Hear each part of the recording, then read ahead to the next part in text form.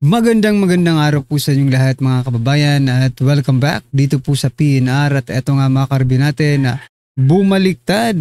Nako, ala di lima kinanta na si PBBM. Senator Lacson may matinding pasabog. Yan mga kababayan, patungkol po riyan ang ating alamin at bibigyan ng komento ngayong araw na ito. Pero bago pong lahat, bago po natin pag-usapan yan, kung bago ka pa lang at di pa po nakapag-subscribe sa ating munting channel, please don't forget to subscribe at palike na rin po ng video ito. Maraming salamat po at eto na nga, simulan na po natin ito.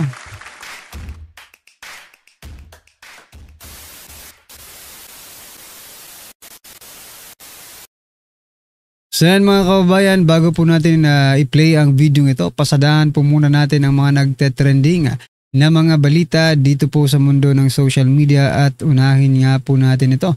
President Bongbong Marcos Jr. hindi aalis. Nako. Hanggat hindi naaayos ang kapalpakan at anomalya sa mga flood control projects. Nako, tila nagbabala si Marcos Jr. na hindi siya bababa hanggat di niya naaayos ang kapalpakan ng anomalya sa flood control projects. Nako po. Delikado ito. Mga projects na kanyang ibinida bilang achievements noong SONA ng 2024 mga kababayan. Nako. Ano po sa palagay nyo? Sa palagay ko dapat kayong umalis para maayos po ang mga anomalyang ito. No, kasi ang mga anomalyang ito po ay nagsimula sa inyong administrasyon. 'Di ba? Ikaw rin ang gumawa ng problemang ito eh. Tapos ngayon, parang gusto mong ipakita sa amin na ikaw ay hero. 'Di ba?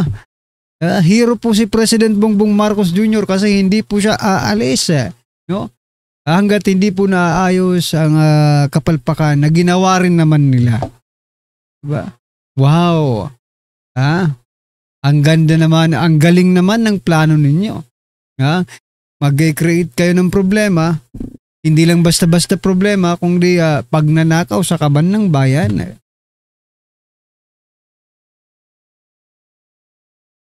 Tapos ngayon, gusto nyong palabasin na kayo naman ay bayani. Sapagkat yung eagerness ninyo na to solve the problem, no? Parang nananalaytay sa inyong mga dugo. Nako po.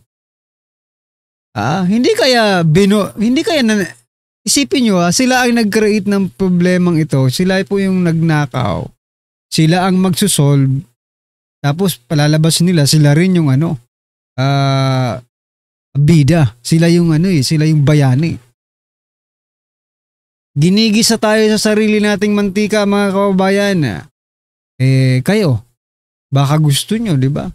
Na ma-extend na itong tulad ng tatay niya. Diba? I-extend si President Bongbong Marcos Jr. kasi hindi pa nasusolve yung problema sa flood control projects na ito. Nako po, hindi kaya kabaliktaran ang gustong mangyari ng taong bayan? Hindi kaya gusto nang maalis si President Bongbong Marcos Jr. para masolve itong mga pagnanakaw sa ating kaban mga kababayan? Anyway, ano po ang inyong masasabi dyan? At eto pa, pasadahan din po ito. Kung ito pong si President Bongbong Marcos Jr. ay hindi aalis, ito naman pong si DPWH Secretary Bunuan ay pinagre-resign or pinagli-leave, no? DPWH Secretary Bunuan dapat mag-leave muna. Ayon po kay Senator Gatchalian. Nako, dapat lang. Sabi nga sa nakita ko na post, di ba? Bakit ganito? Na patunayan na may mga ghost projects sa Department of Public Works and Highways, pero ang sekretary ng departamento hindi pa rin nagre-resign. Kaunting delikadesa naman daw mga kababayan, no? Wala tayong magagawa. Sabi ni Bunuan nakadepende raw sa presidente yan kung gusto niyang tanggalin or hindi. Nako po. Na kay President Duterte, kung kay President Duterte ito,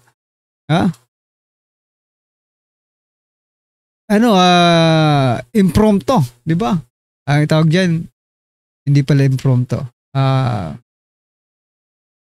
Sa ano pa, sa tawag dito na nandito sa dila ko pero hindi ko intimano, di ba? Kung sa waray. Automatic na yan. hindi rin yun yung term. Anyway, basta matatanggal agad yung sekretary na yan, kung sino man, kung sa panahon man yan ni former President Duterte. Pero bakit dito? Sa administrasyon ni President Bongbong Marcos Jr., isipin nyo yung sangkot na departamento, siya rin ang nag-iimbestiga. Nako, delikado. Magkakaroon dito ng takipan. Anyway, ano po ang inyong masasabi dyan? I-comment nyo na lang. At eto, Senator Lacson, Senator Lacson, mga kabayan, nagbitiw na mga matitinding salita patungkol po sa flood control project. Ito mga kabayan, panoorin po natin ito at bigyan natin ng reaction. Hindi man lang nagtira para sa taong bayan. Ganito kagarapan ang sistema sa hatian ng isang anomalyang. Nako po. Corruption has been so pervasive and systemic that doing so is like a piece of cake. And when I say piece of cake, nako, I mean that funds for a specific project are divided, shares vary depending on greed. Hindi man lang nagtira para sa taong bayan. Ang tawag ng Pangulong Marcos dito, guni-guni projects. Guni-guni lang pa. An example of the pie sharing in a... Akala ko kasi guni-guni lang ni President Bongbong Marcos Jr. Ghost project pala. Bigla akong naisip, guni-guni lang pala. Severely corrupted project. Halimbawa, sa 100 million piso na pondo para sa flood control project, kung ibabawas ang maximum allowable deductions, nasa 82 million ang matitira para sa proyekto. Kakatayin pa ang budget para sa mga lagay, kakatayin pa ang budget, at iba-iba pang terminong binubuo para sa shares ng mga corrupt. Sa mga halos magkakaparehong impormasyon na aming nakalap, ganito kagarapan ang sistema sa hatian ng isang maanumalyang proyekto. Yan, pinaghahatian nila. Para sa opisyal ng DPWH. May extra 2 to 3% pa na parte ang District Engineering Office kung may sosobra sa contractor's profit. Ang tawag nila rito, reseta. 5 to 6%. Ginawa pang gamot, reseta. Aba. Magkano kaya yung nireseta nila? Mga bilyones bilyones pong pondo ang reseta nito. Nako, mga doktor pala ito sila. Para sa mga miyembro ng Beachan Awards Committee or BAC, 0.5 to 1% para sa COA. Mr. President, meron pa ngayon hindi man lang nagtira. Yan mga kabayan, hindi man lang nagtira ang mga buwaya. Ngayon po yan kay Senator Lacson, mga karibin natin. Ano po kanyang masasabi dyan? Comment nyo na lang po. At eto, sa post po ni Senator Lacson, mukhang nagkakaroon na ng resulta itong investigasyon dito po sa flood control projects nito. Ito po ang post ni Senator Ping Lacson, mga kabayan. May snappy saluta to neophyte Congressman Leandro Leveste, Batangas 1st District for the successful police entrapment operation against a corrupt DPWH district engineer who tried to bribe him with up to 360 million in kickbacks from infra projects in his district. May his tribe increase. Nako, ayos, palakpakan po natin. Saludo po ang taong bayan sa inyo, sir. Ng Batangas 1st District, representative ay Congressman Leandro Leveste. Ito, unti-unti na po unti-unti na pong pumapalag ang mga congressman, yung mga mabubuting congressman, yung hindi mga sakim na congressman. Unti-unti nang pumapalag dito po sa sistema ng korupsyon dito po sa flood control project, and that is a good news mga kababayan. Okay? Ano po ang inyong opinion dyan? I-comment nyo na lang mga karibin natin. At eto, nako, pag-usapan naman po natin itong mandatory drug test. Isa pong congressman ang pumiyok dito po sa gustong ipanukala ni Senator Robin Hood Padilla na mandatory drug testing sa mga opisyal ng gobyerno. Ito naman po si Representative Rolando Valeriano. Sabi niya po dito, mauna na siyang mag-drug test. Bakit naman magtuturo? Bakit hindi magtuturo? Pare-parehas lang naman kayo. Opisyal ng gobyerno, di ba? Mukhang affected itong si Valeriano, mga kaubayan. Bakit kaya masyado pong affected itong si Valeriano dito po sa panukala ni Robin Padilla, no? Na mag-mandatory drug test. Sabi naman po dito ni Attorney Rowena Guanzon, ba't di kayo magsabay? Bakit hindi kayo magsabay? Tapos sama nyo si Bongbong Marcos. Oo nga. Kayong lahat, may kumbaga sa math, sa mathematics, mga kabayan, may common denominators kayo eh. Yun po ay mga opisyal kayo ng ating gobyerno. Kaya hindi lang dapat ang Senado, kasi sa Senado, mga kabayan, they already started yung mandatory drug testing. I think yung si Senator Mig Zubiri at si yung isa pa, Senator Tulfo, yung mga staff nila, pati sila ay nagpa-drug test na po. Ngayon, bakit hindi rin simulan dito sa Kamara? At maging sa palasyo para wala nang bangag dyan sa press con, di ba? Iba ang mga sinasagot eh. Baka mamaya pala yan eh. Di ba? At least nakita po natin na mag-positive or negative, no? At least kayo po ay naging tapat sa taong bayan. Kasi mga ka-review natin, paano kayo pagkakatiwalaan ng taong bayan kung sa simpleng hair follicle drug test or anumang test na yan, di ba? Ay hindi nyo kayang gawin. Magtitiwala ba ang taong bayan sa inyo? Sa palagay nyo, kayo na ang sumagot, kayo mga politiko na ang sumagot. Diba? Kung sa simpleng drug test na yan, diba? Ay hindi ninyo magawa. Paano kayo pagkakatiwalaan? Pakisagot. Anyway, mga ka-review natin, ano po ang inyong opinion dyan? I-comment nyo na lang at eto, pasadaan po natin ito. Nako, si Dilima. Eto, may pasabog si Dilima. Pakinggan po natin at bigyan natin ng reaction.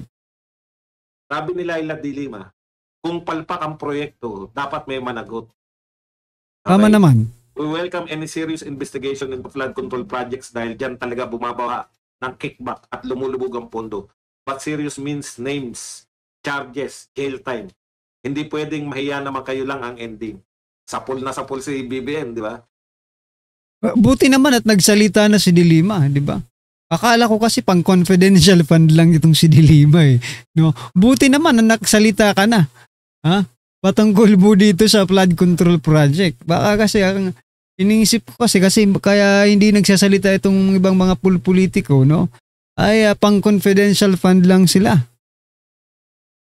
Hindi na pwedeng mahiya naman kayo lang ang ending. Kung palpak ang proyekto at nalulusaw ang pondo, may dapat managot. Accountability is measured in prosecutions, not press releases. Okay. Kung papansinin niyo po, yung tono po nila, wala na po sa anti-Duterte. Nananawagan sila na accountability, pero hindi na po nakadirekta na impeach si BP Sara. Di ba? Nakita nyo? Bago na sila. Natututo. Magagaling din yung mga dilawan. Accountability na ni Marcos. Direkta na po yan. Si Marcos na po ang tinitira nila dyan. Dahil sinasabi nila, hindi po pwede na mahiya naman kayo. Hindi po pwede na walang makukulong. Hindi po pwedeng walang makakasuhan at walang makukulong. Yan yung hinihingi nilang accountability. Dati hindi po nila yan. Dati po, yan yung hinahanap natin sa kanila di ba? Yan yung hinahanap natin sa Madilawan. Na, unang sinabi yan nung Kiko Aquino. Yung pagiging oposisyon ng Dilawan. Ngayon, siguro ko lalabas. Pero si Risa Hontiveros, nagsalita. Si Risa Hontiveros, mga kabayan, nagsalita ba, no? Directly, sa presidente. Wala naman siguro. Si Dilima lang, pahapyaw din ito, mga kabayan. Well, anyway, it's better, no, na mayroong ganito. Kaysa naman sa manahimik lang sila. Naturingan pa naman silang mga OG ng mga oposisyon, di ba? Yung medyo may something, kung nagwawala siya, di ba? Sabi niya, dapat managot yung mga Duterte, dapat managot yung mga Marcos. Dalawa na ngayon ang pinapanagot nila. Bakit po may shift yung mga dilawan, pati yung press? Bakit po nananawagan na sila ng accountability, no? Yung press at saka yung mga dilawan, kakamping, etc. Yung mga magkakakampi, bakit po sila biglang nananawagan na accountability? Hindi lang ni BP Sara, hindi lang ni Tatay Digong, pero accountability na ng gobyerno ni Marcos. O una, congratulations sa mga loyalista at sa mga kay BBM. Kasi namili kayo ng ka-team nyo. Ayan na yung ka-team nyo. Kayo natitirahin. Di ba? Tuwan-tuwa kayo dahil kakampi yung mga dilawan, di ba? Yan ang ultimate mangga. Yung mga dilawan. Okay. Bakit? So yan, mga kababayan, ano po ang inyong masasabi dito sa pagbaliktad ng mga dilawan na ito, di ba?